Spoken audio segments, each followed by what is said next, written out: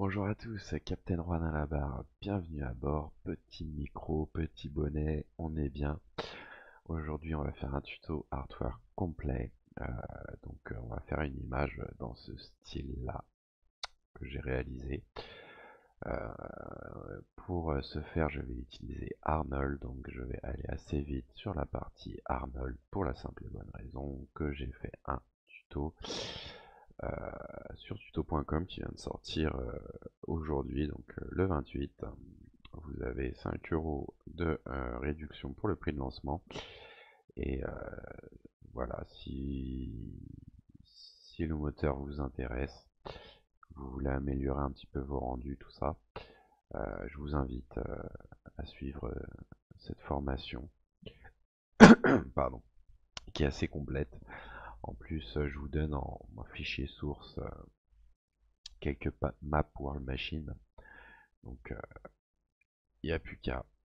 Et ça vous permettra de vraiment comprendre ce moteur de rendu, autant d'un aspect technique que théorique. Et voilà, je vous apprends plein de trucs cool comme utiliser les VDB ou avec Turbulence FD, et par exemple générer une forêt, même si vous avez un petit PC. Euh, voilà. Et ça vous aidera pour le tuto qui va suivre. Donc c'est parti. J'ai ma petite interface, comme ça vous pouvez voir à la fois ma tête et puis les différents paramètres. Donc on va commencer tout de suite. On va se faire un petit emitter. Donc pour générer des particules, c'est mieux d'avoir un émetteur. Et dans l'émetteur shape, je vais le passer en sphère. Boom. Et on voit que toutes mes particules apparaissent depuis ma sphère. Euh, je vais baisser un petit peu le radius, pourquoi pas. Je vais peut-être passer du temps un petit peu à chercher, voilà. Parce que je vais composer en même temps que au feeling, comme ça. Donc je vais venir mettre un petit peu de turbulence. Il me semble que c'est la base pour arriver à quelque chose d'à peu près correct. Donc j'augmente le scale et le strange. Tout simplement pour augmenter la puissance de ma turbulence, ce qui va me donner des particules qui partent un petit peu plus de manière folklorique.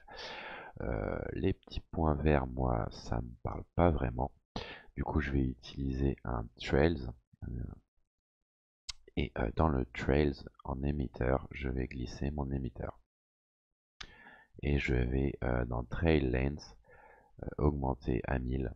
Donc c'est Trail Length, ça permet de définir la longueur de vos trails. Donc c'est-à-dire qu'à partir de 30 frames, le trails va continuer à suivre la particule, mais il va pas garder son origine. Donc si on relance la simulation, boum, on voit qu'on a nos trails qui sont générés. Voilà, ça part sur le côté. Pourquoi pas. On peut peut-être s'amuser. Alors dans les modifiers, vous avez plusieurs outils qui vous permettent de modifier en fait la trajectoire, le comportement de vos particules. Donc je vais prendre un spin, tiens, pourquoi pas, on va tester. Donc si je le mets en place, ça change rien. On va le laisser tourner, on va mettre 45. Et nos particules ont tendance à tourner un petit peu dans tous les sens. On va mettre 45 partout.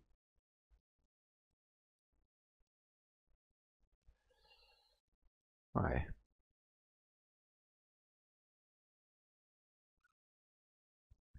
quelque chose de plutôt sympa.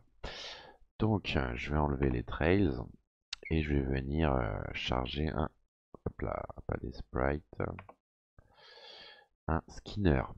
Tout simplement, le skinner sert à générer un mesh un petit peu comme le metal ball. Et pour ceux qui ne connaissent pas le metal ball, vous allez voir tout de suite ce que ça fait. Donc dans source ici, object, on va venir glisser notre émetteur.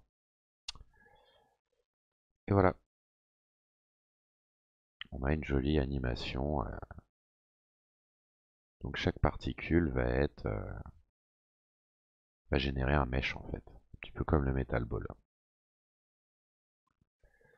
Ça nous fait une sorte d'éclaboussure un petit peu à la Real Flow. Ok.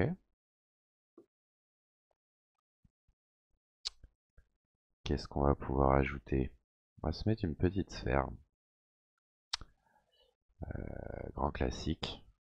On va la mettre à peu près ici. Comme ça. Un petit peu noyée dans le truc. Et moi, ce que je veux, c'est que mes particules percutent la sphère. Donc pour ça, je vais faire un clic droit. Je vais aller dans les tags de X particules. Et je vais venir mettre un collider.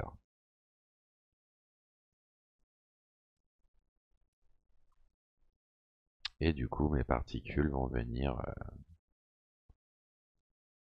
si je cache ma sphère, on voit que on a l'empreinte de notre sphère dans le mesh généré par notre skinner. Au niveau des rebonds, on va peut-être changer un peu ça. J'ai pas envie vraiment que ça rebondisse beaucoup. Donc dans bounce, on va baisser la valeur. Et dans friction, on va l'augmenter. On va voir ce que ça donne. Donc mes particules vont avoir tendance à être freinées du coup par la sphère, ce qui va me donner des espèces de turbulences comme ça. Et elles vont pas rebondir dessus. Voilà. On est plutôt pas mal.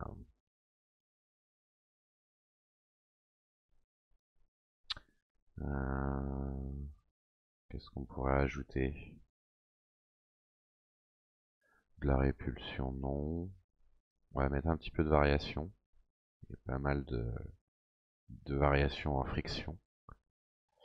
Et on va tester un petit peu le scatter, on va voir ce que ça donne.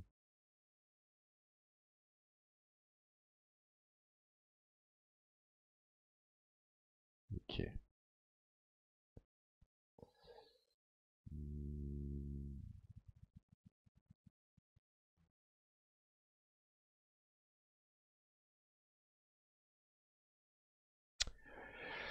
Je sais pas ce que vous en pensez, moi je trouve ça pas trop mal. Donc pour mon mesh, on va être bon. On va faire maintenant des trails. C'est surtout aussi pour vous montrer la technique. Donc on va utiliser un autre émetteur. On va toujours passer en sphère. Ok, on va baisser un petit peu le radius. Et on va recréer nos trails. On va glisser notre émetteur dans nos trails. L'émetteur, on va le changer un petit peu, sinon il va avoir le même comportement que l'autre émetteur. Donc en fait, nos particules vont se suivre et on ne verra pas nos trails. Donc pour ça, je vais augmenter un petit peu le speed. Je vais mettre de la variation aussi. Donc le speed pour augmenter la vitesse. Donc les particules de mon nouvel émetteur vont aller un petit peu plus vite. Voilà. Ensuite,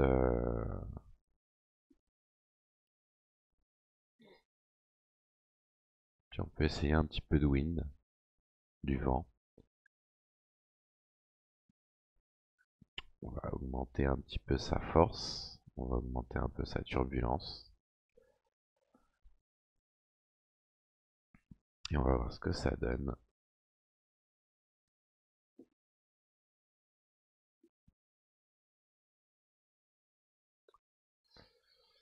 C'est pas trop mal.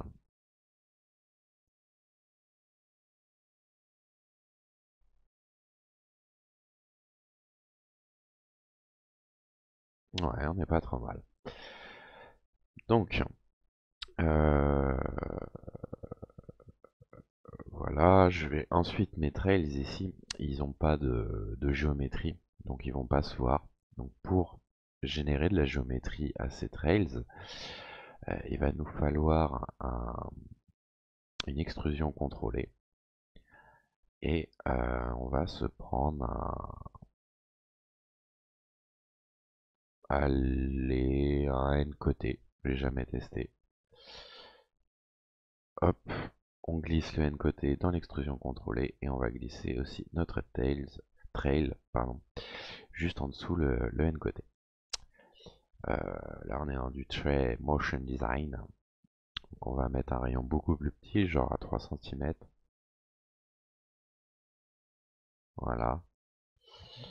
On a quelque chose de presque sphérique. Je vais enlever le tac de Phong.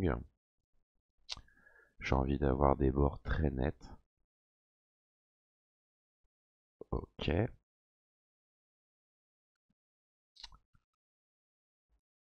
Et on va dans l'extrusion contrôlée en échelle de fin. On va le diminuer à 50% de manière à ce que le bout de nos trails soit plus petit par rapport à son origine. Donc ça donnera un petit peu plus de mouvement.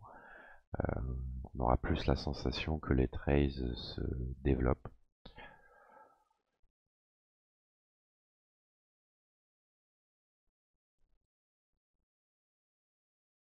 Bon, ben, on est pas mal. Ensuite, qu'est-ce qu'on va pouvoir utiliser? On va se mettre une autre sphère. Ouais. Donc je vais utiliser une autre sphère. Je vais baisser son rayon. Je vais mettre un truc du genre 35 cm. Un truc assez petit. Je vais venir mettre un cloneur.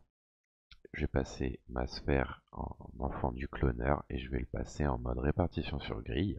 Donc de manière à avoir cette grille ici. Vous voyez. Et je vais venir, alors je vais augmenter un petit peu d'abord ma taille de grille, je vais le passer à 500 cm. Que ça prenne un petit peu plus, peut-être un peu grand, hein, 350. Ouais. Et on va la mettre légèrement en avant.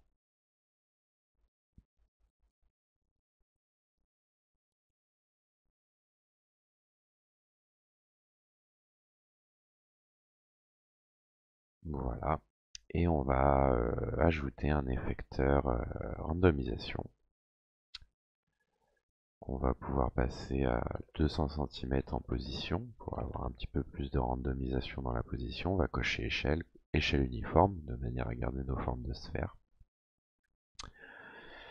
Et là, je vais mettre... oh, 3, ça va être trop 1.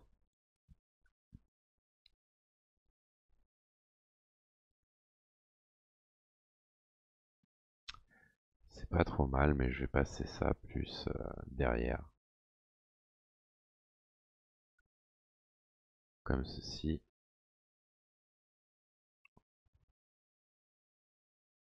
Tout dans le genre. Voilà. Vous voyez, de manière plutôt procédurale, on a réussi à avoir quelque chose d'assez détaillé. Et bah ma foi, c'est tout. Ouais, on n'est pas trop mal. Donc ensuite, donc c'est là qu'Arnold intervient. Là, on a plutôt un mesh low poly, donc je pourrais dans mon skinner venir augmenter surface level, polygon size aussi pour améliorer le type enfin, le nombre de polygones. Mais comme on utilise Arnold, ça va être plus judicieux de faire un clic droit, Arnold Parameters. Et dans Subdivision, ici, on va le passer en 4 Clark. Et on va mettre une itération à 2. Donc voilà, ça revient au même que de mettre une subdivision de surface ici. Seulement on le fait via Arnold, vu qu'on utilise Arnold, c'est un peu plus cool de faire ça. Ensuite je vais casser un petit peu peut-être le côté régulier de mes sphères. On va tester, on va se mettre un effecteur formule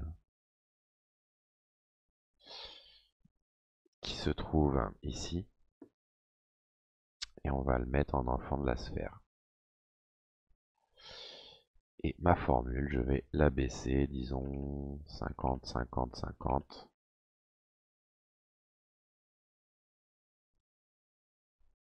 Ma sphère a un rayon de 35. Donc on va plutôt mettre une valeur en dessous. On va dire 10, 10.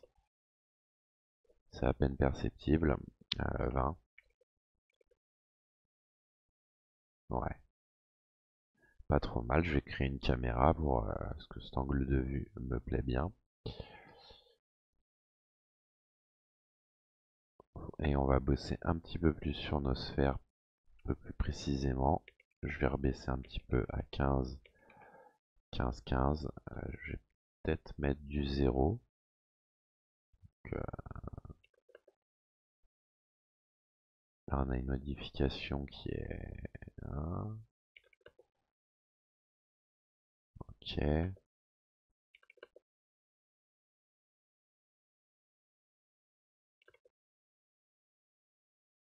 Voilà. Là, on a quelque chose de beaucoup plus organique. Donc, en jouant avec ces valeurs. Hop, voilà. Et je vais cloner ma sphère.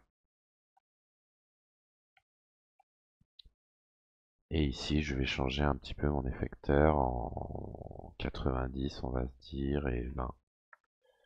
Comme ça, on va avoir des variations entre les différentes sphères. Là, on va mettre 18 et 85, mettons. Voilà, je vais revenir ici. Et on voit que nos sphères ont un petit peu plus de, voilà, ce côté un peu plus bubble, bulle.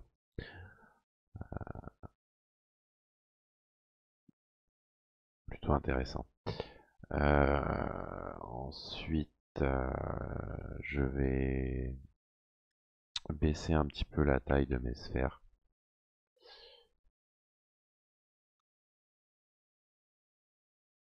pour qu'elles soient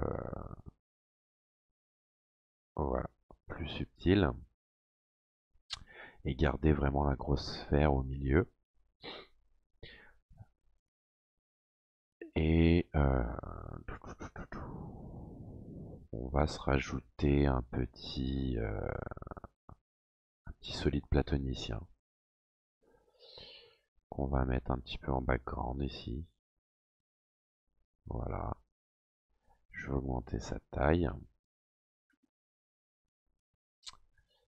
et son orientation comme ceci. Et je vais lui mettre un réseau d'atomes. On est dans des trucs assez standards.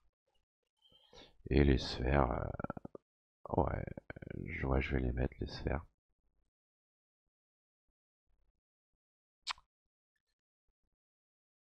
Hop, je vais lui mettre une perspective plutôt cool.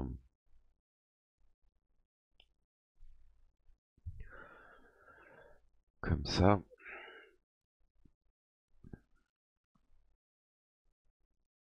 Je vais l'agrandir un peu et la replacer de manière à la mettre un petit peu plus en avant. Voilà.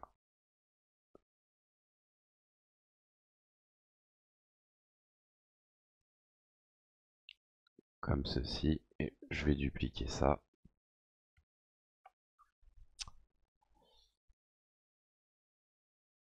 Baisser l'échelle. La replacer. Rebaisser un petit peu l'échelle. Comme ceci.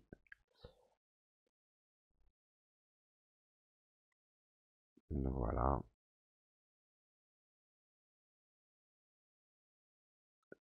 Je vais changer son orientation.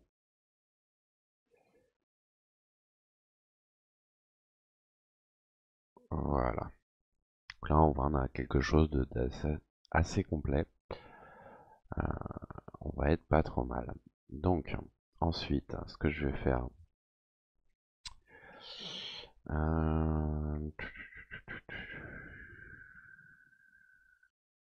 je vais créer un cube pour simuler ma stage. Donc je vais voilà, de manière à ce que ma scène soit intégralement dans le cube. Et pourquoi je fais ça? Pour la simple et bonne raison que ça va me permettre de faire rebondir mes rayons de lumière. Et ça va apporter un côté plus réaliste que si mes rayons sont envoyés dans l'espace infini et ne reviennent jamais. Là, ils vont rebondir dans ma sphère. Et voilà, je vais lui mettre un autre paramètre tag et je vais enlever primary visibility.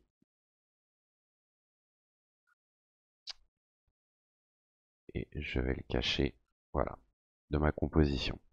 Donc le cube se verra pas, mais il aura son importance plutôt importante, puisqu'il va faire rebondir tous mes rayons de lumière, et ça va donner, au lieu d'avoir des ombres très franches, on va avoir des nuances, et ça sera plus intéressant au niveau du résultat. Ensuite, du coup, comme j'ai ce système de rebond de rayons, ça va me permettre de ne pas utiliser d'HDR. Je vais plutôt utiliser des quad light du coup.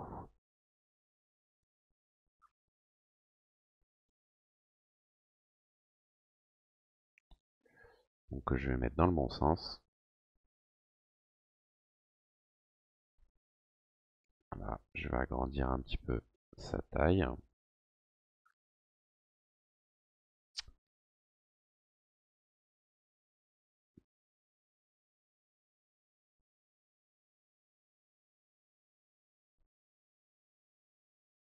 Hop, je vais reprendre mon cube et je vais l'agrandir encore un peu parce que j'ai peur d'être trop restreint au niveau de mes lumières.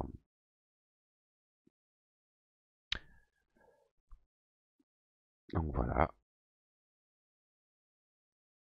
Parce que si ma lumière du coup est derrière le cube, elle n'aura plus aucun effet en toute logique. Donc voilà, je vais passer une lumière ici. Elle vise correctement ma scène. Et je vais la paramétrer. Après, je la dupliquerai. Donc j'ai augmenté un petit peu son intensité, son exposition. J'ai fait un tuto pour expliquer tout ça. Les samples à 3. Et je vais la cloner grâce à la touche contrôle.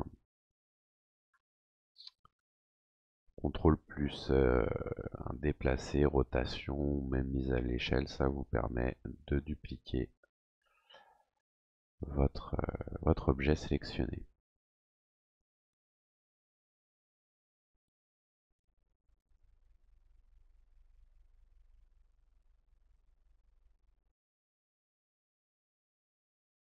Je vais plutôt la mettre de l'autre côté.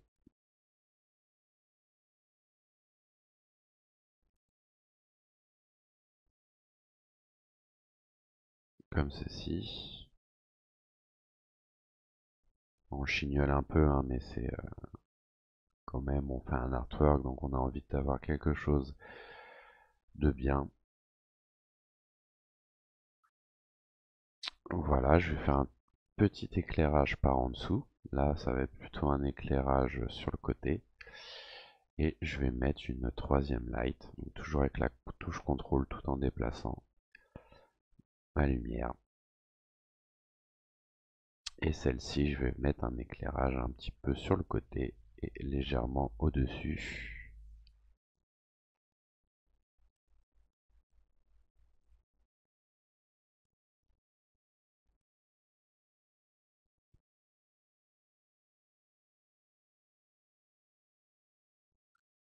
Voilà.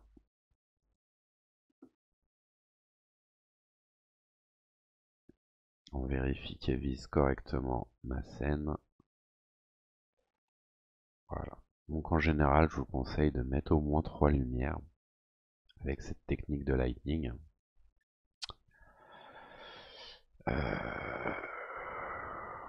Voilà, donc la modé c'est fait, le lightning c'est fait, on va pouvoir passer au texturing. Donc avant toute chose, je vais régler mes lumières, donc je vais venir avec mon IPR. D'abord, je vais mettre en moteur Arnold Renderer.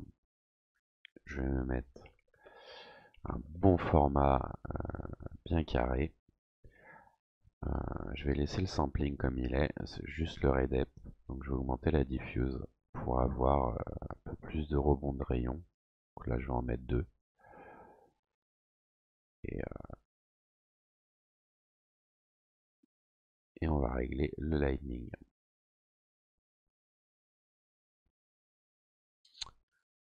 Donc cette lumière c'est ma lumière de côté, donc je vais faire un éclairage plutôt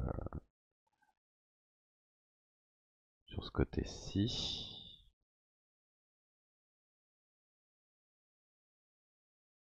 Ok, je vais mettre de la température en bleu.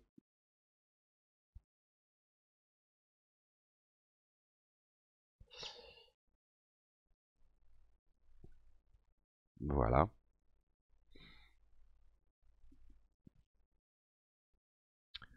On pourrait presque bouger un peu la vue pour se mettre un petit peu plus sur le côté.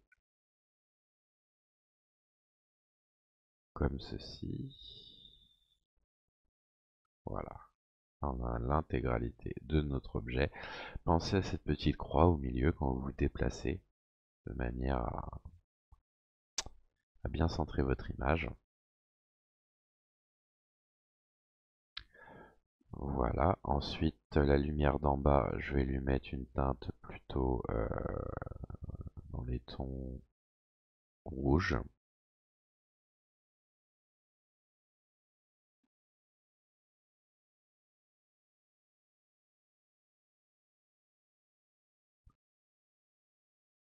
Ok.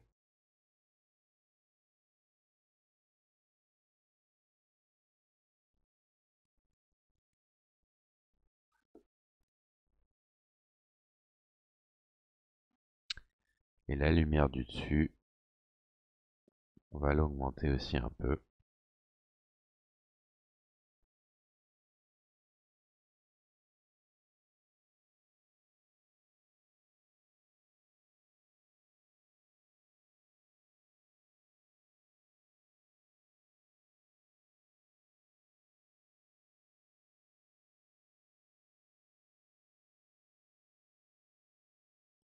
Voilà, donc on a un lightning qui est plutôt intéressant. Je vais peut-être un petit peu augmenter mes bleus. Et ouais, la lumière du dessus, je vais bien l'augmenter aussi. Et celle-ci, un tout petit peu. Vraiment un tout petit peu.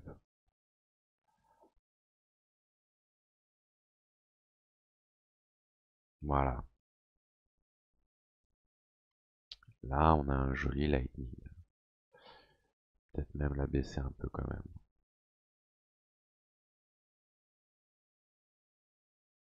Voilà.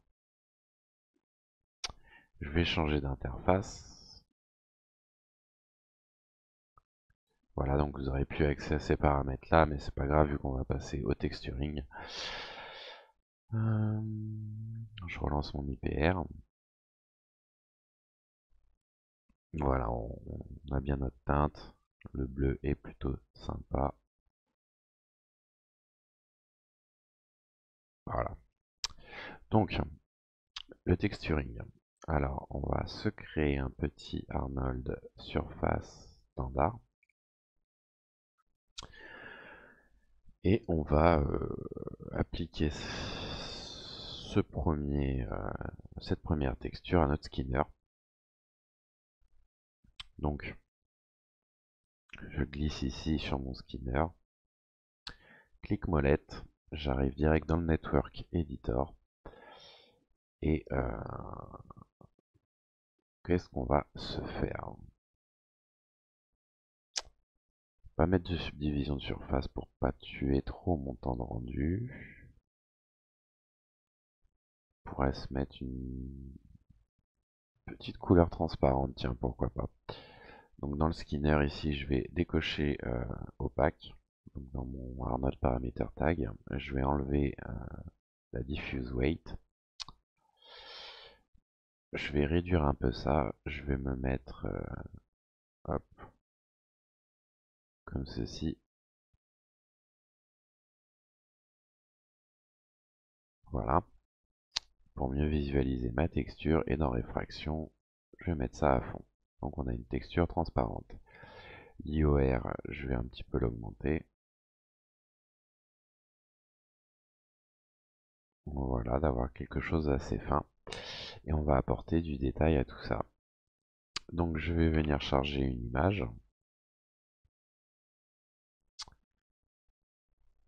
Et on va mettre tiens, cette image-là.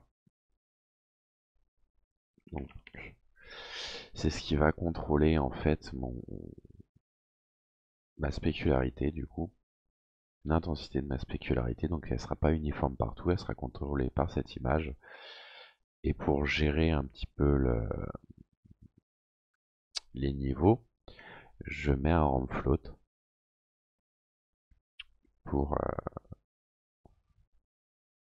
pour gérer les niveaux, je viens de le dire. Donc voilà.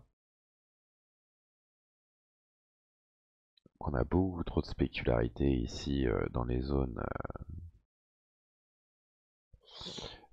blanches. Donc ce que je vais faire, c'est que je vais afficher ça dans une nouvelle fenêtre, voilà, pour avoir une meilleure précision. Et je vais baisser tout simplement mon intensité de spécularité. Voilà, je vais l'augmenter un petit peu ici, donc dans mes noirs.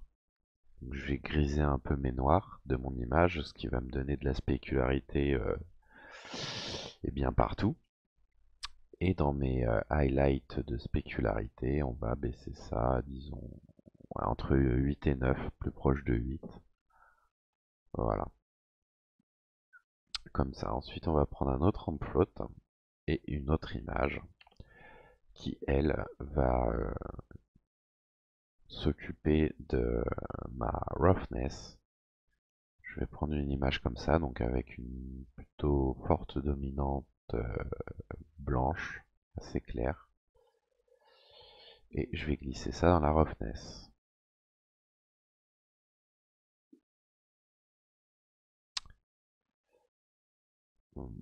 Ensuite, on va contrôler l'intensité, donc une roughness plutôt à les 5. On va pas en mettre trop. Et on va en mettre un petit peu en bas aussi. Voilà, quelque chose comme ça. Donc, vous voyez, mon matériau, il commence à avoir une jolie gueule. On a beaucoup de détails. Rien que cette technique, en fait, permet de d'avoir ces petits effets de déformation. Donc, pour améliorer encore le tout, je vais créer un petit peu de bump pour avoir des défauts dans mon verre. C'est une texture de verre en fait, hein, plus ou moins.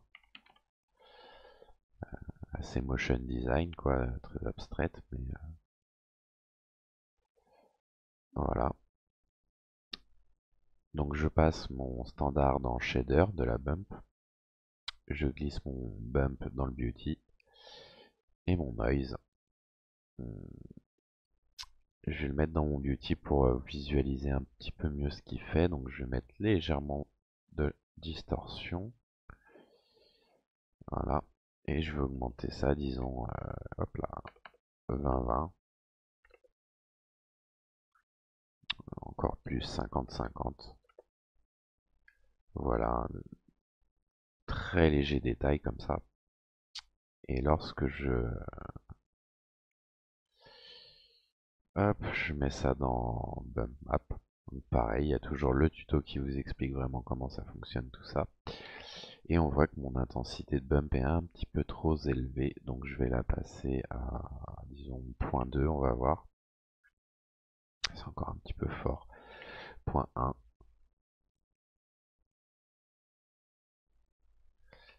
0.05. Voilà. On est vraiment très subtil. Là, on a un verre qui est légèrement bosselé et ça va me donner encore plus de détails et de petites taches comme ça. Très intéressantes. Ensuite, on va se prendre hop là, un vecteur qui va venir contrôler ma transmittance. Donc le vecteur, hop, je vais le mettre en normal.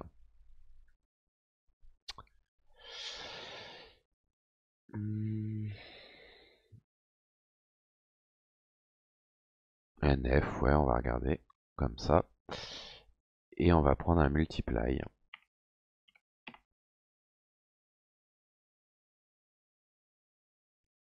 Pour multiplier ma couleur et enlever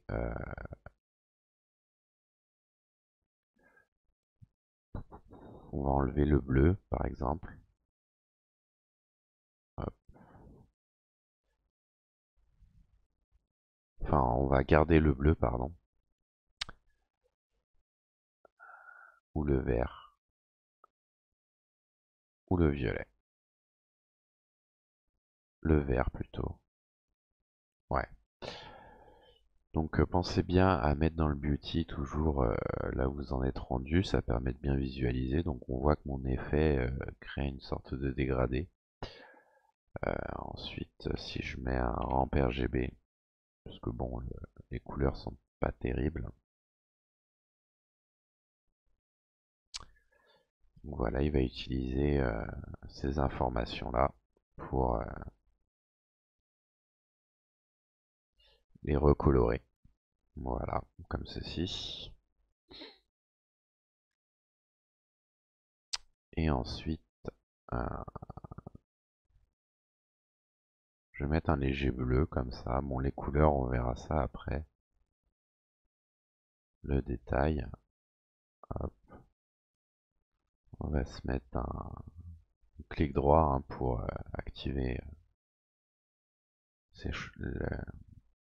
les palettes de couleurs hein, avec un peu plus de précision. Quelque chose comme ça, voilà. Et ça, je vais le passer dans réfraction, transmittance.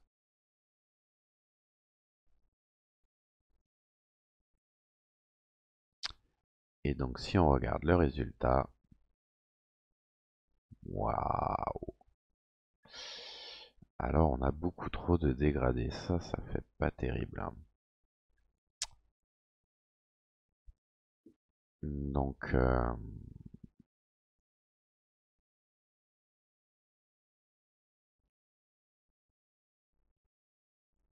ouais, le violet, le bleu fait un petit peu plus joli. Donc, voilà. Après, vous pouvez changer les modes. On va essayer ce mode-là.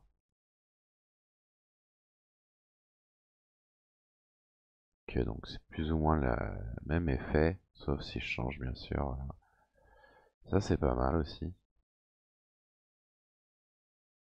Oh, ça me plaît bien.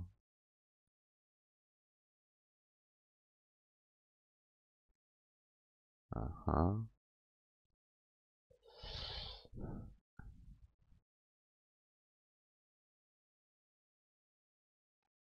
Hmm, vous verrez quoi vous? Plutôt bleu ou plutôt violet?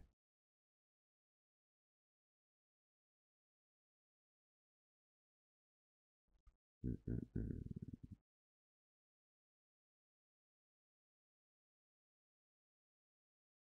Allez, on va partir là-dessus.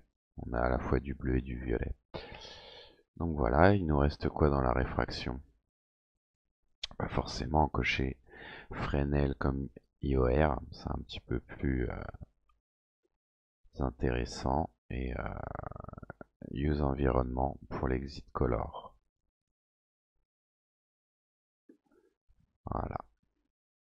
Et là, on a une très belle texture qu'on va pouvoir tester. Hop, je l'ai déjà. On va lancer l'IPR et on va regarder ce que ça donne. Ouais, je bouge beaucoup.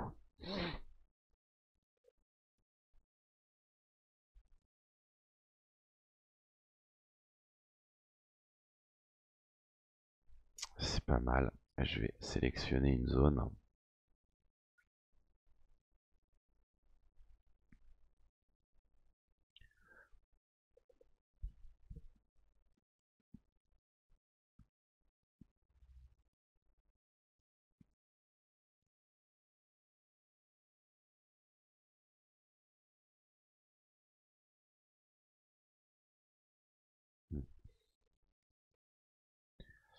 C'est pas mal du tout.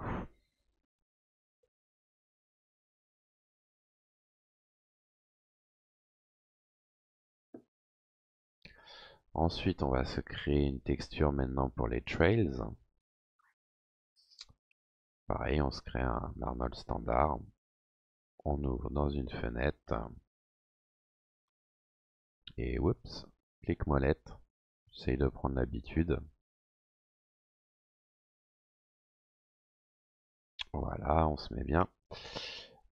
Pour les trails, qu'est-ce qu'on va faire? Couleur un peu plus plastique.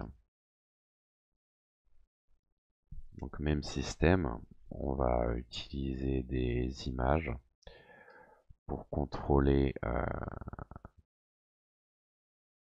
bien ma spécularité et ma roughness. Je vais utiliser celle-ci avec un ramp toujours, un ramp float. Sinon on n'a aucun contrôle pour gérer l'atténuation de ma spécularité.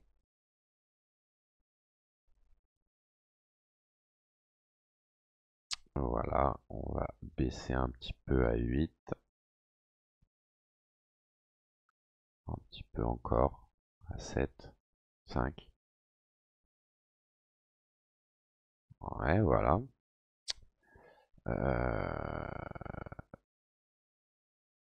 Et ensuite, on va faire de la même manière, contrôler la roughness.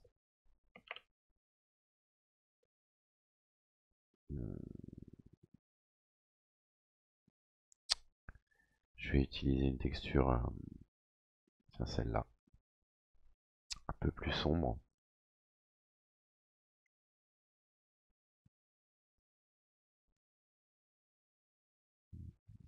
Voilà.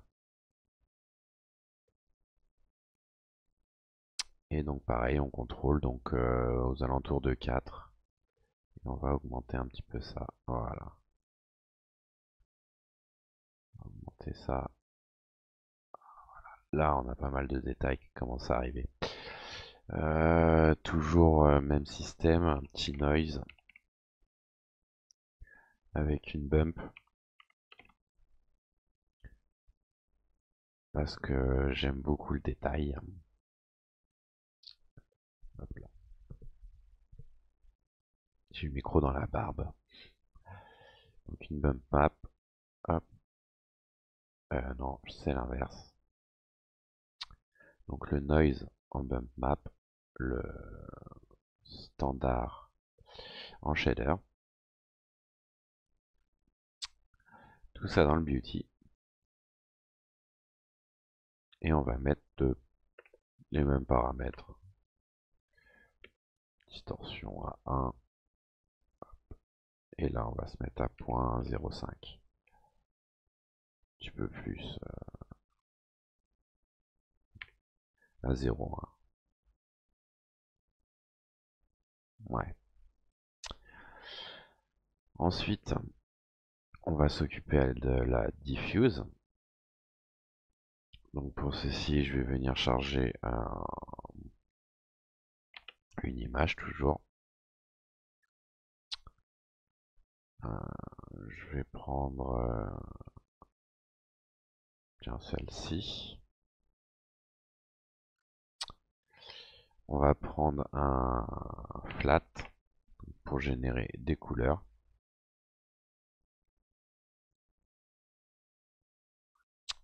Et on va prendre un mix. D'ailleurs, j'ai absolument pas besoin des flats. Je vais pouvoir le faire directement. Donc le mix ici sert à combiner deux choses. Donc là, en fait, je vais combiner deux couleurs en fonction de cette image. Donc je vais la passer dans ma diffuse, c'est ce que je veux contrôler. Et mon mix, il va me... Hop, je vais utiliser, alors, on est dans les tons violet, légèrement bleu.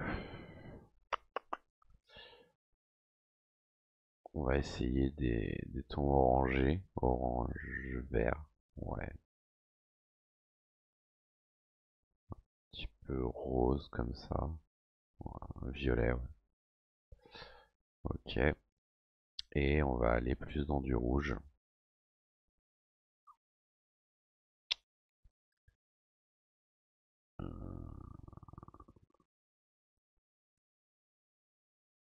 Voilà, comme ceci.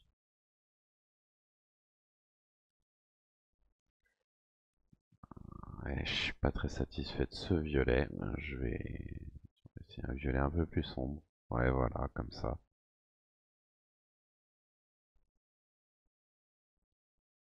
Ouais, on va tester cette texture. Donc on a dit qu'on mettait ça sur notre rails, ici.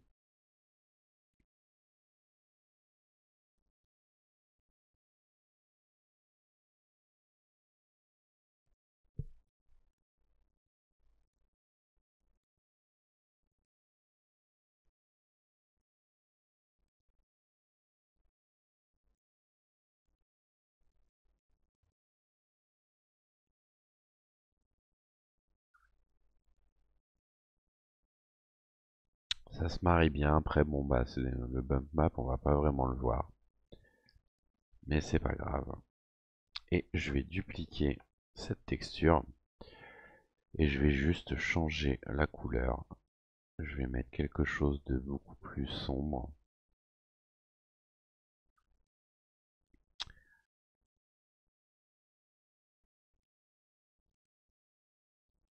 Et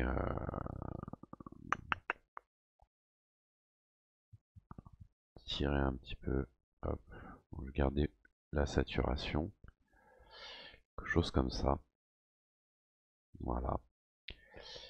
Et cette texture, je vais l'utiliser pour mon réseau d'atomes.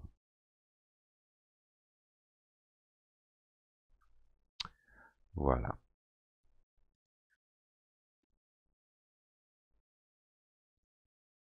On va voir ce que ça donne.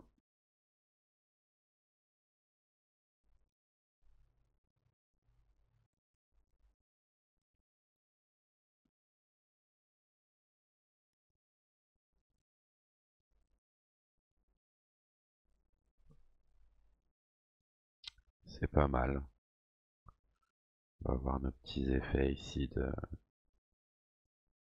dégradé de peinture un peu. Et la sphère au milieu. Je vais lui mettre cette texture-ci.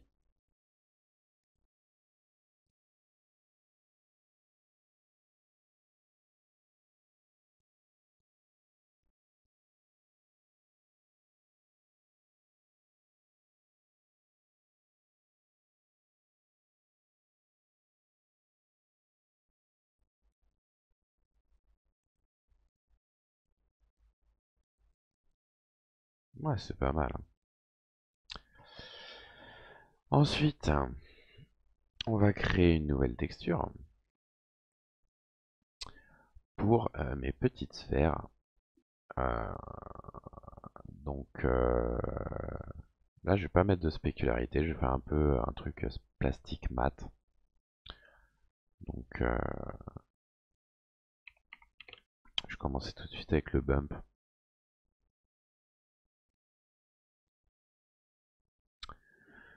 Donc toujours en shader. Voilà, le noise. On va mettre quelque chose d'un petit peu plus gros. On va 25, moitié plus gros.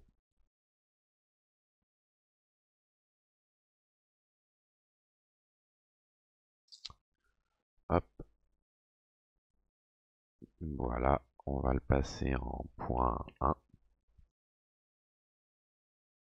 Un petit peu plus, allez, point 2. Voilà. Et on va se charger, pareil, le même système avec le mix et la texture. On va prendre cette texture là. Hop, non, pas dans input 1 et dans mix. Et ouais, tiens, pourquoi pas. On va mettre ça en contrôle de diffuse.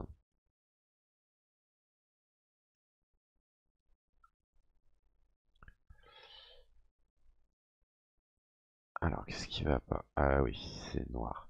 Et du coup, pour contrôler mes inputs, je vais venir prendre des rampes RGB.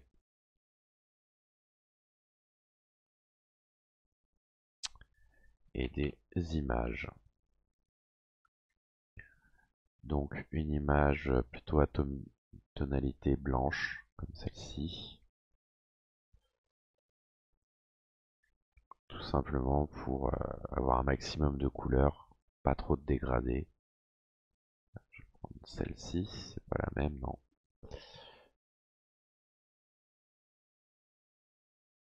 Je les glisse en input. Et vous voyez, regardez, quand je mets dans mon Beauty, on va avoir ça. Et le ramp RGB va me permettre de pouvoir sélectionner des couleurs. Donc on va se mettre une couleur comme ça. Et une autre couleur un peu plus foncée.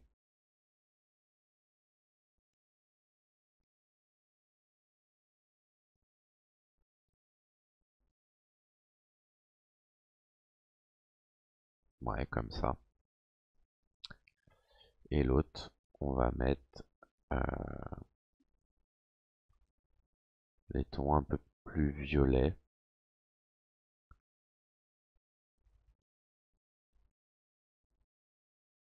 Hop, comme ceci. Et le noir, on va l'éclairer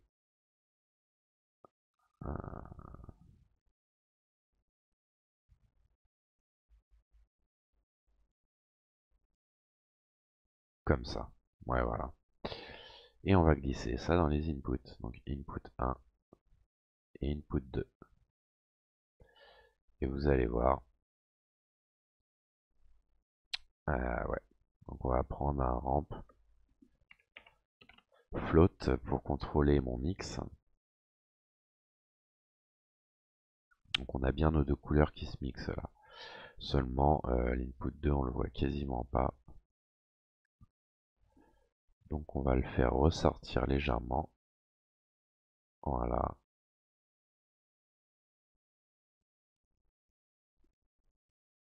J'ai mis quoi comme image? Ah, pourtant. Mm.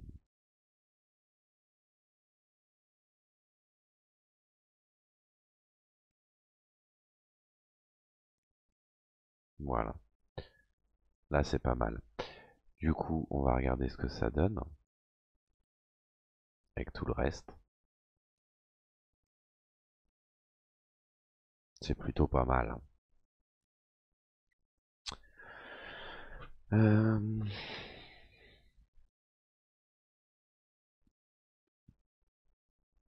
un petit peu de backlighting pour donner un côté translucide.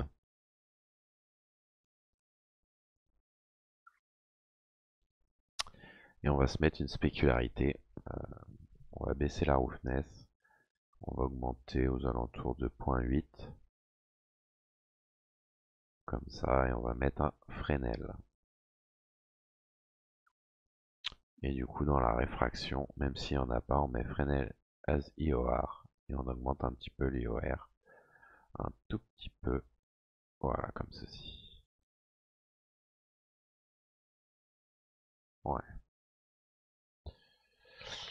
Et je vais glisser ça dans mon cloner.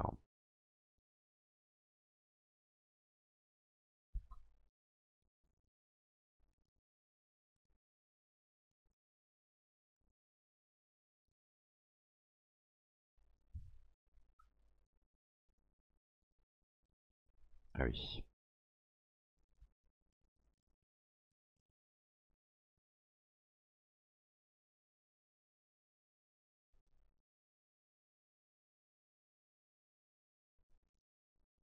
Vous voyez, on a quand même un super résultat.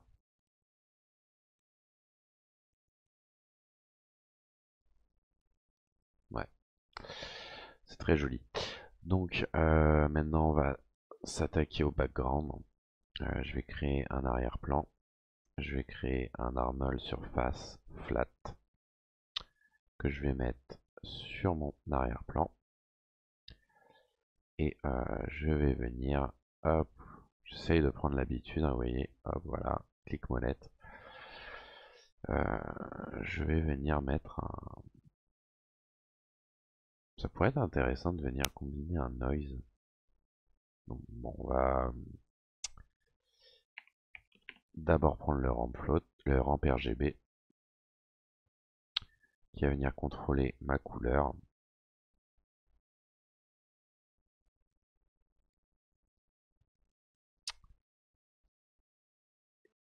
Et ce ramp, on va le mettre en...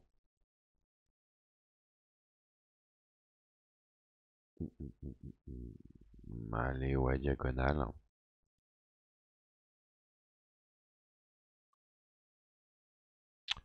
Boîte. Circular. Ouais, circular, c'est pas mal. Et on va mettre une couleur plutôt foncée.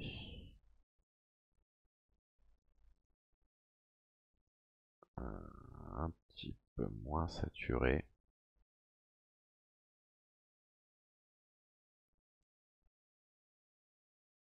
Ouais, voilà, comme ça, si. Un petit peu plus sombre. Et là, légèrement plus coloré aussi.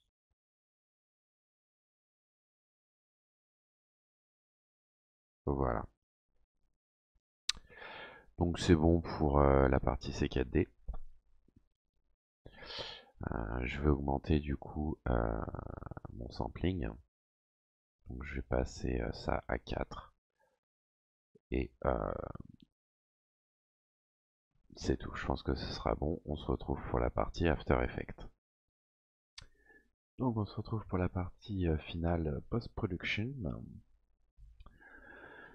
Donc on va améliorer un petit peu tout ça. Je balance mon rendu. Je vous montre ça tout de suite. Je le passe juste en 16 bits. Voilà. Pourquoi le mettre en 16 bits? Tout simplement parce que j'ai fait le rendu en 16 bits.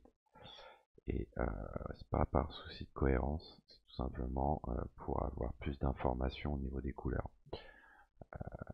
Plus vous avez d'informations entre deux couleurs différentes, plus vous allez pouvoir travailler justement sur les couleurs.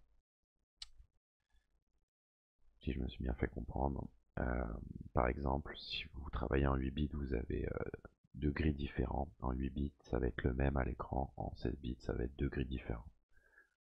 Donc voilà pourquoi on essaie de travailler en 16 bits. Donc vous voyez là par exemple entre la couleur que j'ai au centre et la couleur que j'ai à l'extérieur, au niveau de mon dégradé radial, j'ai pas suffisamment de teintes différentes. Donc ça me crée ces espèces d'aberrations. Si ça se voit à l'écran, après je sais pas trop avec la compression YouTube. Mais voilà, c'est justement aussi ce que fait YouTube.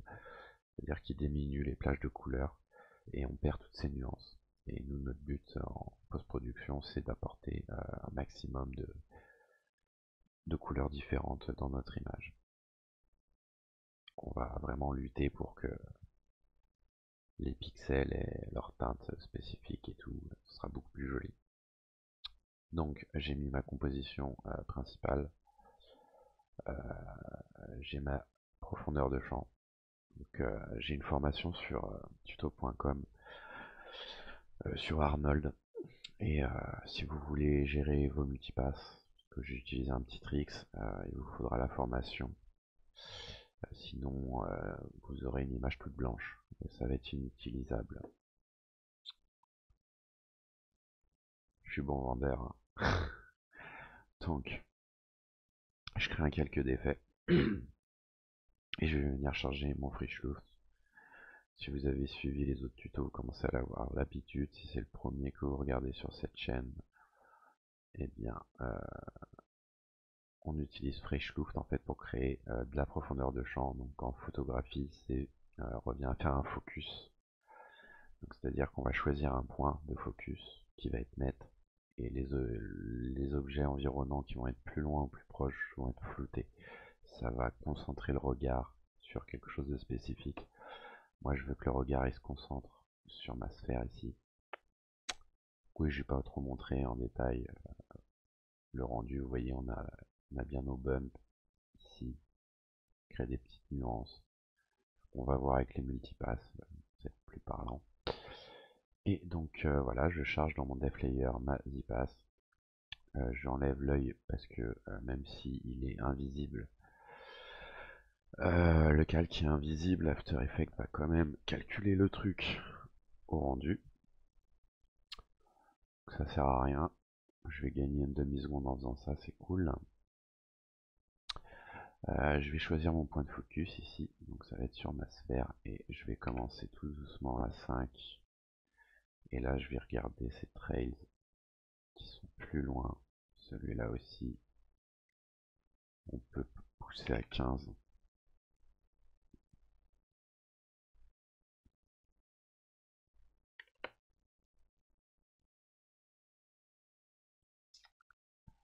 Ouais, voilà, les trucs, on a un bon flou ici. Ça me va, moi.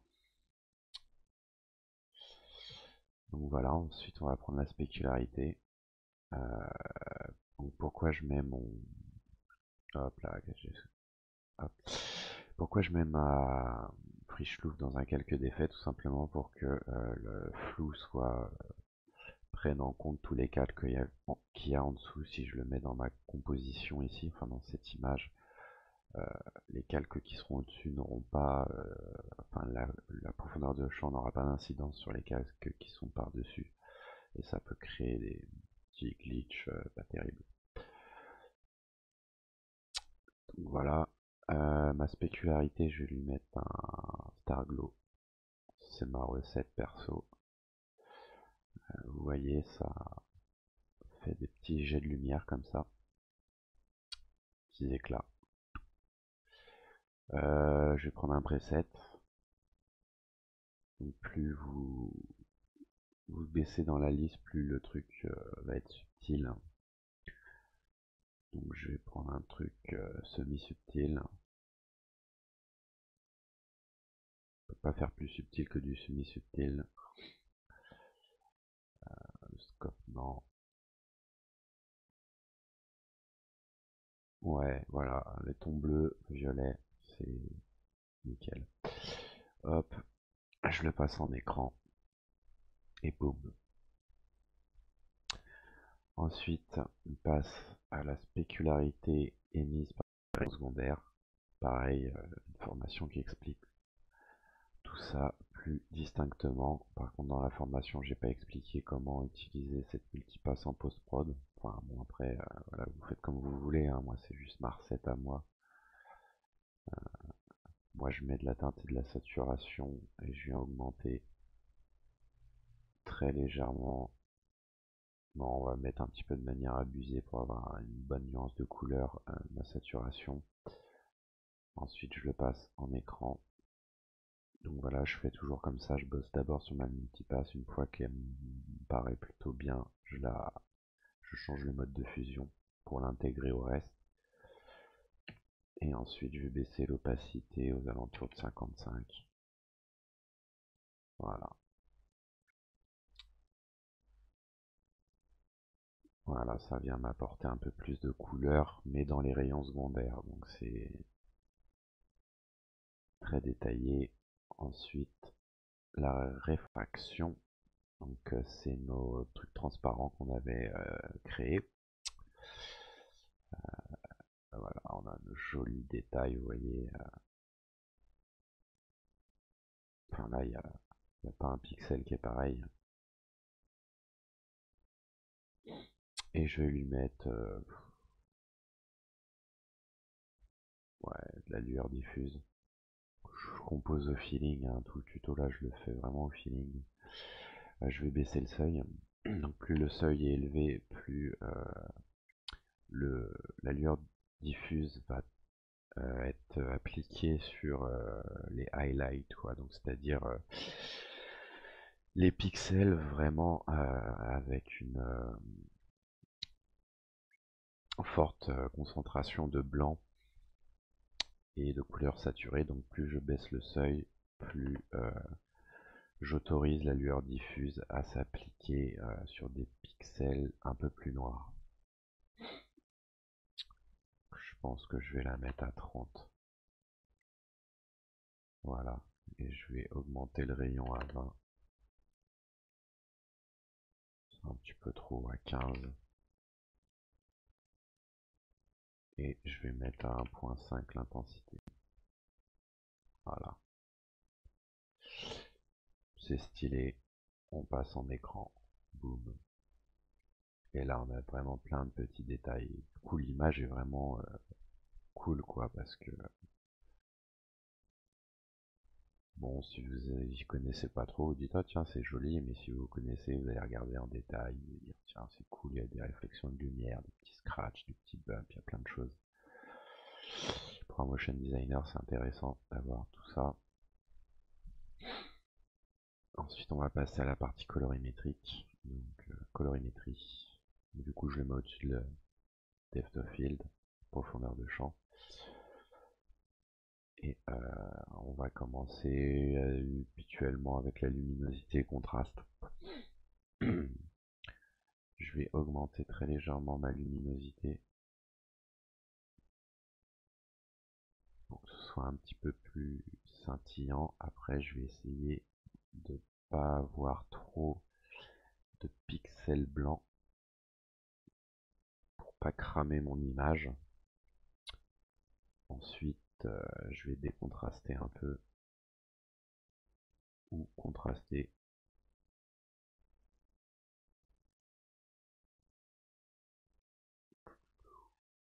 Non, je vais plutôt décontraster. Ouais.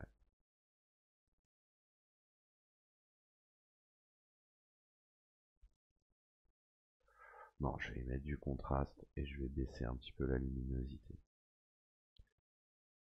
Donc vraiment pour le contraste, vous faire rendre les noirs plus noirs, les blancs plus blancs, la luminosité va augmenter les blancs. Si vous l'augmentez, si vous la baissez, ça va accentuer les noirs. Donc du coup diminuer les blancs. Et donc ces deux outils vous permettent voilà, mettez pas des valeurs abusées quoi, tout simplement. Parce que sinon vous allez avoir une image complètement cramée, autant dans les noirs que dans les blancs. L'idée c'est de rehausser un peu le tout, mais pas trop. Ensuite, je vais venir me mettre un niveau. Alors, je l'utilise pas toujours, mais je vais vous expliquer comment ça fonctionne. Je vais même le mettre au début. Voilà. En gros, vous avez vos informations de rouge. Donc, enfin, rouge, bleu et vert. Et là où on est à 0, on a une ligne. Ça veut dire qu'on n'a pas d'informations. Donc, ce qu'on va faire, c'est qu'on va venir clamper ici, là où on commence à avoir des informations.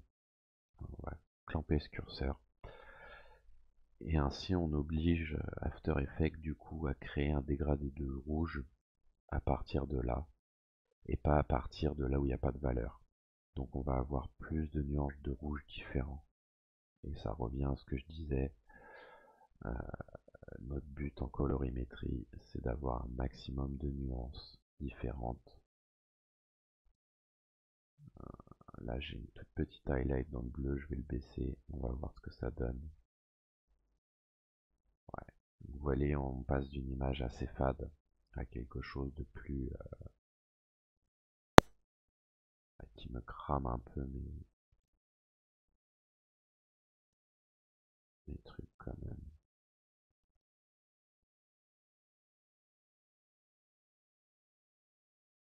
Ouais,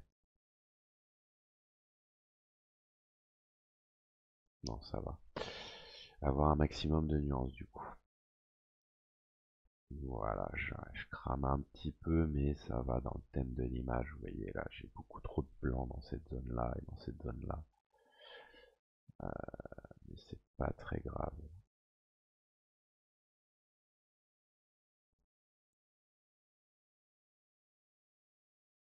Je vais baisser encore un petit peu la luminosité, le contraste.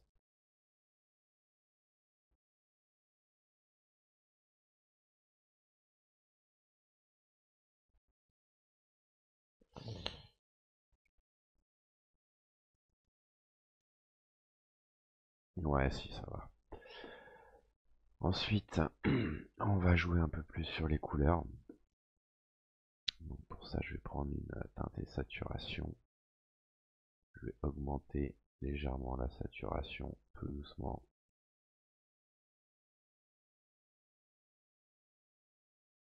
Là, je suis trop loin.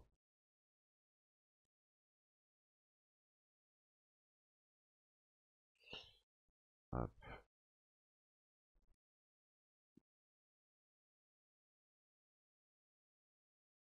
Ouais, là, c'est plutôt cool. Et ensuite, je vais mettre un petit peu de vibrance pour encore faire ressortir les couleurs, mais de manière différente.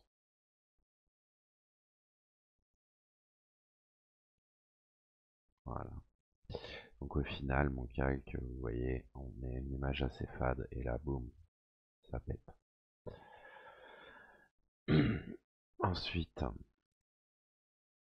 on va se mettre un looks. Donc, faut pas voir les looks comme un filtre Instagram. C'est vraiment un outil de, de colorimétrie. Donc, surtout grâce à ce graphe, en fait, c'est celui que j'utilise le plus. Un petit peu la saturation pour voir dans quel domaine je suis exposé.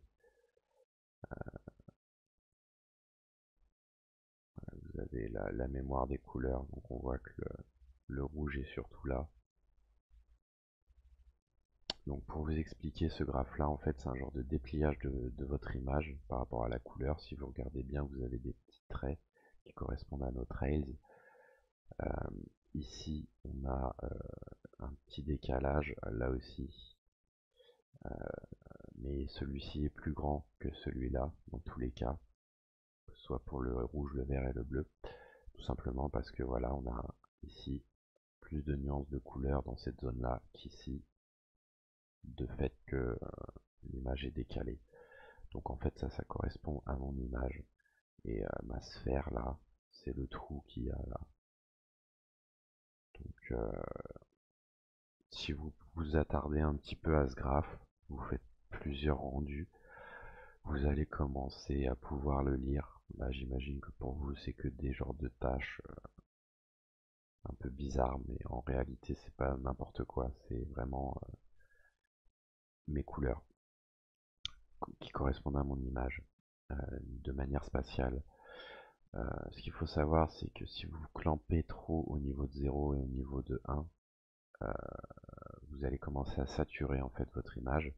Donc au-dessus de 1, on perd des informations, c'est-à-dire que là où j'avais une nuance de bleu et une autre nuance de bleu, 2 pixels avec 2 nuances différentes de bleu, si je booste mon graphe au-dessus de 1, on va perdre les nuances de bleu, c'est-à-dire que ça va être un bleu ultra saturé avec le même bleu ultra saturé. Et nous, c'est pas ce qu'on veut, on veut vraiment estomper les couleurs un maximum. d'où le nom étalonneur, parce que ça correspond à ce métier-là. Donc pour faire ça, il va falloir jouer avec des outils comme le contraste, la saturation. Et le Magic Bullet Look, c'est cool pour ça. Donc,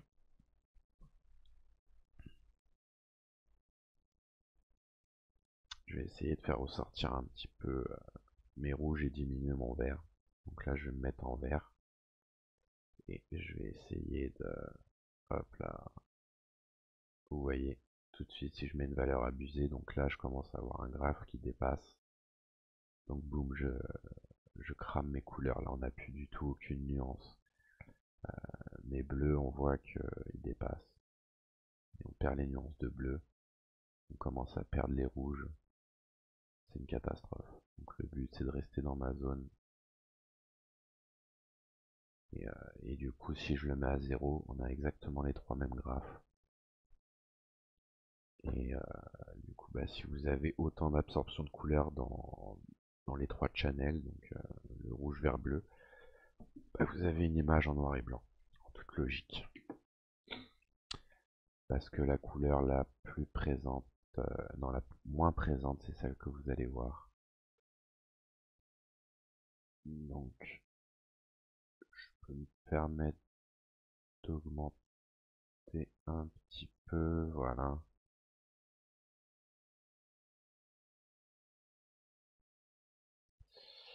Ouais,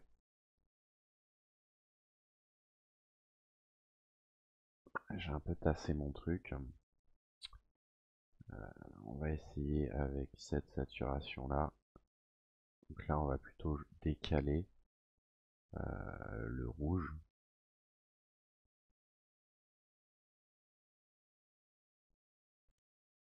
On va regagner un petit peu de vert.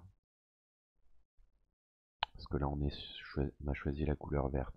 Donc si je diminue, je viens jouer sur mon vert. Donc je crée plus de vert et je diminue mes bleus. Donc du coup, on perd le bleu.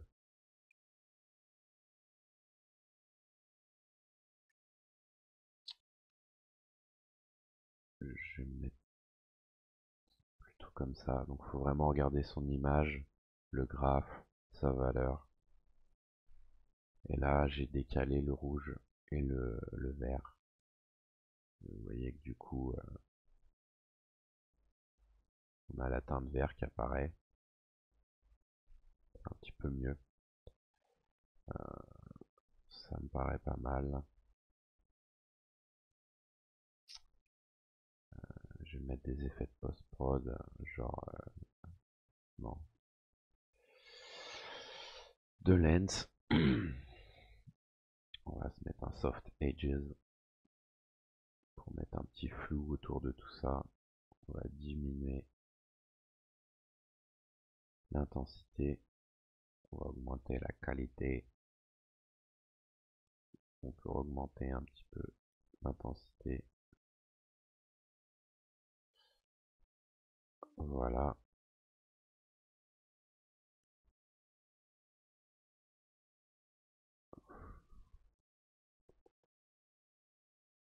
Je vais baisser un peu la qualité, réaugmenter, voilà.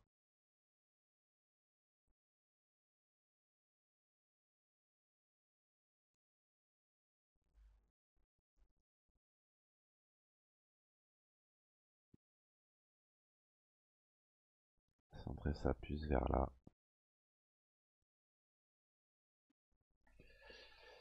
Ça me paraît pas mal. Ça accentue l'effet de profondeur de champ. Ok.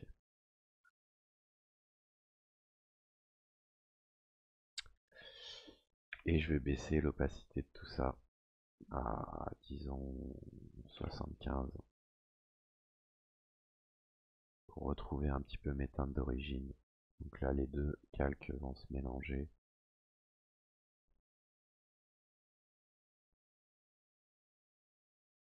Et on a un truc beaucoup plus stylé. Ensuite, en général, je regarde si dans ma banque de données, j'ai pas, là pour le coup, un filtre qui va bien, plus en mode filtre Instagram.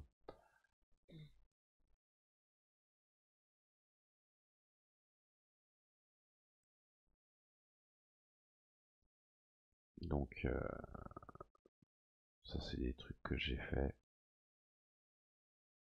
Après, on aime ou on n'aime pas, hein, mais pas de glow. J'aime bien celui-là.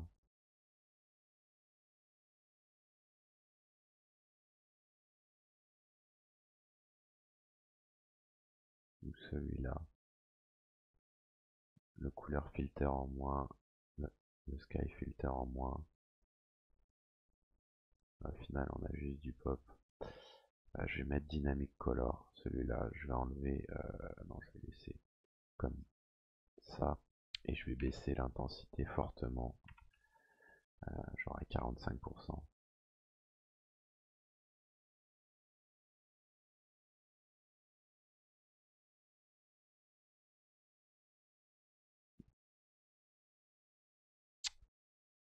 Ouais.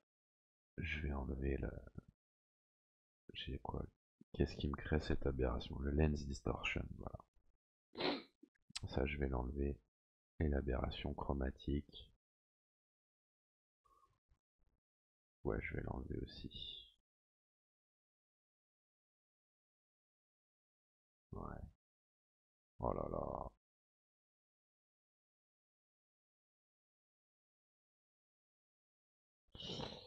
Ça me crame un peu mes couleurs.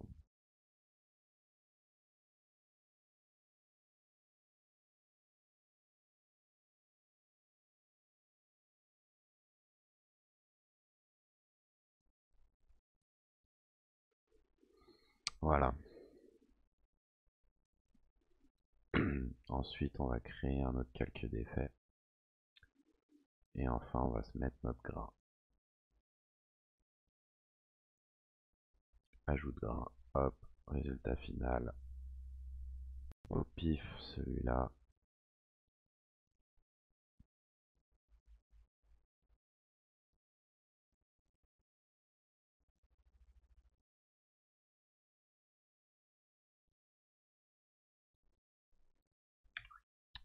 Je vais baisser l'opacité à 55.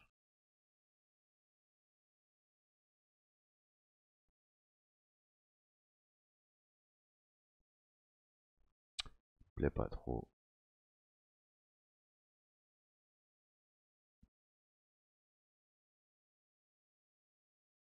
Ouais, celui-là c'est mieux. Je vais le baisser encore. 45.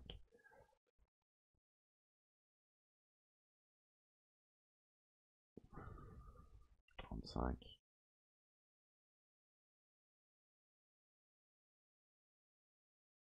Voilà. Là, on a une image pas mal. Et il me reste plus qu'à faire le rendu.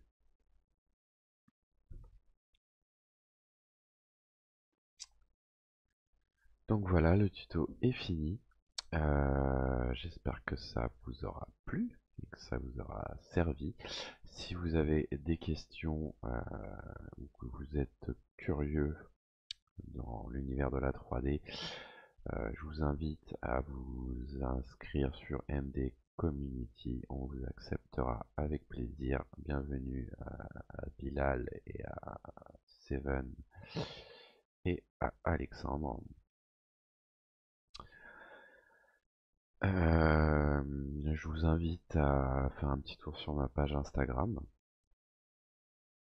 Si vous voulez voir un peu ce que je fais, me poser des questions, n'hésitez pas. Et si vous êtes intéressé par le moteur de rendu Arnold, si vous avez un petit peu galéré dans le tuto, voilà, je viens de sortir une formation sur tuto.com ultra complète dans lequel je, je vous explique le fonctionnement, enfin tout du moins tout ce que je sais sur Arnold.